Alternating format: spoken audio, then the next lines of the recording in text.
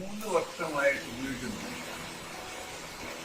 ആദ്യത്തെ വർഷത്തെക്കാളും നല്ല ക്വാളിറ്റിയായിട്ട് രണ്ടാമത്തെ വർഷം, ഈ കഴിഞ്ഞ വർഷം കിട്ടിയത് എനിക്ക് അതിനേക്കാൾ കുറച്ചും കൂടി നല്ല ക്വാളിറ്റിയായിരുന്നു.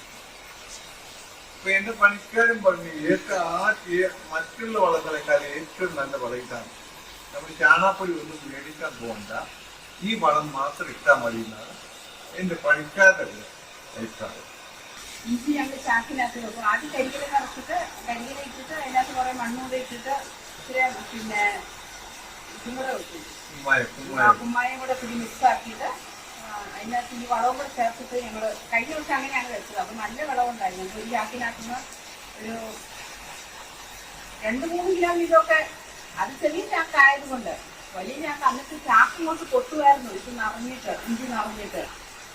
അങ്ങനെ ഞങ്ങൾ അത് വന്നിട്ട് കഴിഞ്ഞ വർഷത്തെ വിളവ് നന്നായതുകൊണ്ട് ആദ്യം ഇതിന്റെ ചെറുപുഴയുണ്ടായിരുന്നു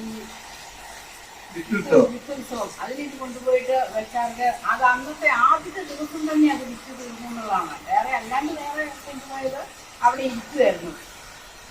അതിന് പയ്യാണ് വിറ്റ് തീർന്നത്.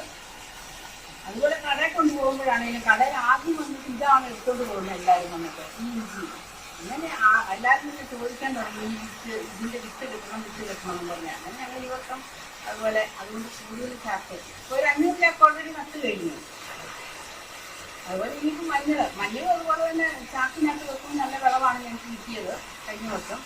ഈ വർഷം അതുപോലെ ചാക്കിനകത്ത് നടാൻ വേണ്ടിയിട്ട് തന്നെ അതിനെല്ലാം സ്ഥലം ഒരുക്കി വെച്ചിരിക്കുന്നു, ചാക്കി കൊണ്ട് തയ്യാറാക്കി വെച്ചിരിക്കുന്നു, കരികിലെല്ലാം സംഘടിപ്പിച്ച് വെച്ചിട്ടുണ്ട്.